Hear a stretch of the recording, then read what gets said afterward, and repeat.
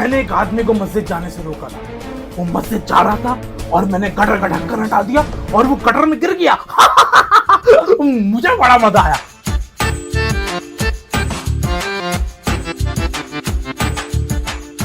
अस्सलाम वालेकुम ख़वातीन और हज़रात, जैसा कि मैंने आपसे वादा किया था कि मैं रमज़ान के महीने में आपकी मुलाकात एक मशहूर शख्सियत से करवाऊंगा। वो एक ऐसी शख्सियत है कि कभी आपको उसके नाम से पुकारा जाता है, कभी वो एक टिकटॉकर में पाया जाता है और कभी यूट्यूबर में पाया जाता है। तो वक्त ज़ाया करे बगैर मैं आपकी मुलाकात करवाता हूँ इब्लीस। शैतान बोलने में तुम्हारी माँ एक्सक्यूज़ मी, मना करती है तो इसका मतलब आप शैतान हैं। तुम्हें कोई शक है? जी शक नहीं है, लेकिन काफ़ी लोगों इस पर एतराज़ है। लोगों को तो ये भी एतराज है कि जहाँ नमाज बिछी रह जाए तो कहते हैं कि इसको उठा लो वरना शैतान नमाज पढ़ लेगा। कैसे लोग हो तुम लोग इंसानों? वो बात तो ठीक है, ये टॉपिक तो सदियों से चला आ रहा है, लेकिन मेरी जो इतराज़ है वो इस बात पे है कि आपने पाकिस्तानी के नौजवान नस्लों को बिगाड़ दिया है। उनको शराब, चर्स, सिगरेट, नस्वार, मावा और यहाँ तक के ये क्या किया तुमने? ये तुम्हारा क्या मतलब है? ये भी मैं करवाता हूँ उनसे?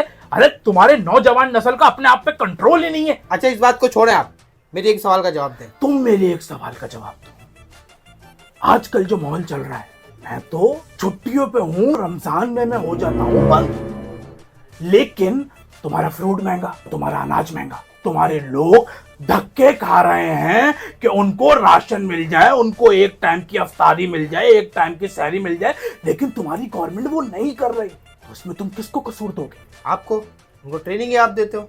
मैंने क्या ट्रेनिंग? मैं तो बंद हूं। मजा तो तब आएगा जब रमजान का आखिरी अशरा आएगा, जब तुम्हारी औरतें शॉपिंग मॉल्स में निकलेंगी और तुम्हारी औरतें जो शॉपिंग करेंगी और जिस बेहूदगी से Dolmen mall, Lucky One, Millennium, Saima, ये सारे मॉल्स के अंदर पहुंचेंगी, तो उसका कसूरवार भी तुम मुझे ठहराओगे या उन लोगों को ठहराओगे कि जिन मर्दों की पकड़ ही नहीं है अपनी औरतों पे कि वो अपनी औरत को पर्दा करवा सके? देखिए आप मेरी बातों को घुमा रहे हैं। हम जवान मार के तुम्हारे मुंह पे घुमाएंगे। तू तमीज से बात करो मुझसे। तमीज से बात? तेरे से तमीज से बात करूं? तो बताऊं तेरे को अभी? देखिए आप मुझसे जो है बदतमीजी कर रहे हैं। आया लाइन पे। इंसानों की खास बात यही है कि जब तक उनको अपनी औकात में ना रखो वो लाइन पे आएंगे ही नहीं।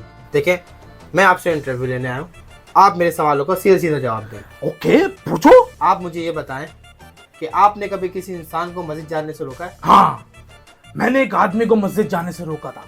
वो मस्जिद जा रहा था और मैंने गटर का ढक्कन हटा दिया और वो गटर में गिर गया।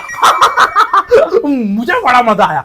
जब वो अपने घर गया तो उसकी बेगम ने कहा कि मस्जिद के रास्ते में तो कोई गटर ही नहीं आता, गटर तो सिर्फ आयशा के घर के रास्ते में आता है। और उसकी बेगम ने उसको इतना मारा कि मुझे तो बहुत मजा आया। मुझे बड़ा मजा आता है मियां बीवी की लड़ाई कराने में। लेकिन आजकल माहौल इतना खराब हो गया है, इस पाकिस्तान के अंदर इतने रन मुरीद पैदा हो गए हैं कि बेगम और शौहर का झगड़ा होता ही नहीं है। साले बेगम का पाँव डाल के उसके ऊपर पानी पी रहे हैं, मतलब। और जहां तक बात है तुम्हारी, मुझे तुम्हारा भी पता है। कल रात में जो तुम अपनी बेगम के पांव दबा रहे थे और कह रहे थे बेगम को कि बेगम जल्दी से कमरे में आ जाओ, बच्चा मेरी पर्सनल लाइफ में मत जाए। और टॉपिक फिर वही स्टार्ट करते हैं कि आपने जो बात करी शॉपिंग मॉल की, वहाँ तो कुछ ऐसी भी खवातीन आती हैं जो पर्दा करके आती हैं, तो आप ऐसे कैसे कह सकते? मैं जो बात कर रहा हूँ, मैं वो उन शपाटर लौंडों की बात कर रहा हूँ जो शॉपिंग के बहाने आके औरतों को ऐसी ऐसी जगह हाथ लगाते हैं कि मुझे खुद को शर्म आती है कि ये लोग यहाँ पे क्या कर रहे हैं। हर कोई एक जैसा नहीं है। इसका इल्जाम तो आप पे ही आएगा ना। अरे सारे इल्जाम तुम मुझ पे क्यों लगा रहे हो? तो और कौन है इसका जिम्मेदार? इसका जिम्मेदार मैं थोड़ी हूँ। पूरी दुनिया के अंदर कोई मिसाइल बना रहा है, कोई एटम बम बना रहा है, कोई ऐसी नई नई चीजें इजाद कर रहा है, और तुम पाकिस्तानियों क्या कर रहे हो? सिर्फ बच्चे पैदा करना, क्योंकि वो मशीन सिर्फ बाहर से नहीं आएगी, क्योंकि वो घर की मशीन है। बच्चे पैदा करना तो हमारा हक है। अरे बच्चे पैदा करना तुम्हारा हक है तो बच्चे भी उतना पैदा करो ना। अगर वो बड़ा हो तो उसको तुम बोलते हो कि हमारे घर में तो शैतान पैदा हुआ है, और थोड़ा सा बड़ा होता है और स्कूल जाता है तो उसके टीचर उसको पढ़ाते हैं रे से पहाड़। अबे तू मुझे पहाड़ दिखा जो रे से शुरू हो रहा है। देखिए उर्दू के अंदर रे से कोई अल्फाज आता ही नहीं है, तो इसलिए हमने अपनी किताब में अंदर रे से पहाड़ कर दिया। तेरे बाप की किताब है, रखूं तेरे भी चमाट है। देखिए आप मुझसे बदतमीजी ना करें। बदतमीजी ना करें। आप सबसे पहले तो मुझे ये बताएं कि आप पाकिस्तान से बाहर क्यों नहीं जाते? पाकिस्तान से बाहर? अरे मेरी पैदाइश कराची की, मेरा एनआईसी यहाँ का। अरे मैंने जिस तरीके से एनआईसी बनवाया, नादरा की लाइन में खड़े होके वहां पर कुत्ते की तरह धक्के खा खा के मैंने एनआईसी बनाया। गैर मकामियों के एनआईसी बन रहे, जो कराची का रहने वाला है उसका एनआईसी नहीं बन रहे। देखिए फिर आप तासुब दिला रहे हैं। तासुब नहीं, मैं सच्चाई बता रहा हूँ। देखिए ये मामला पे बात नहीं चलेगी। अरे अरे तू है कौन? तू सारी परेशानियां मेरे पास लेके आ गया है। अरे मैं क्या सफर अब्बास हूँ जो लोगों की परेशानी हल करता फिरूंगा? देखिए बात सारी ऐसी है कि परेशानी मुझे नहीं, परेशानी पाकिस्तानी अवाम को है आपसे। ये तुम्हारी पाकिस्तानी अवाम? अरे इनका तो खुद दीन ईमान नहीं है साले। अगर उल्टे हाथ से खाना खाते हैं तो कहते हैं उल्टे हाथ से ना खाओ कि शैतान के पेट में खाना जा रहा है। और हल्का सा कोई पाँव हिलाने लग जाए तो कहते हैं ये नहुसियत है। और हल्की सी कोनी का दीवार पे लग जाए तो कहते हैं दुआ मांगो। ये दुआ का कॉन्सेप्ट है? ये कौन हो तुम लोग इंसानों? ये क्या कॉन्सेप्ट है? देखिए ये कॉन्सेप्ट तो हमारे बड़े बुरे से चलता आ रहा है। अरे तुम्हारे बड़े बूढ़े, अरे वो तुमसे ज्यादा फारिग थे। सिर्फ पेड़ के नीचे बैठना, तो कभी हाथ हिलाना, तो कभी पाँव हिलाना, तो कभी कभी घुटने हिलाना। और तू मुझे एक बात बता, तू मेरी पावर पे शक करता है? तुझे मेरी पावर पे शक है?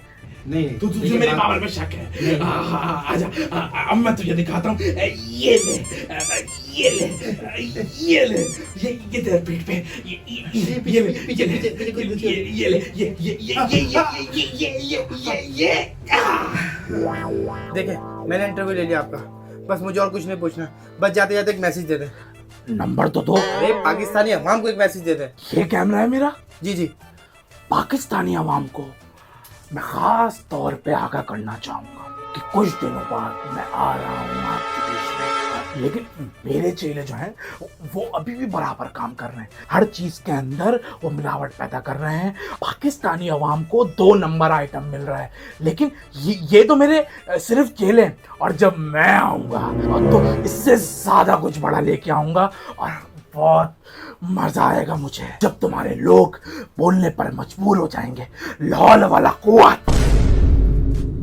अरे इस पे तो मुझे गायब होना था, ये क्यों गायब? खैर आओ, शेप बना दो मेरी। एक और जगह इंटरव्यू पे जाना है।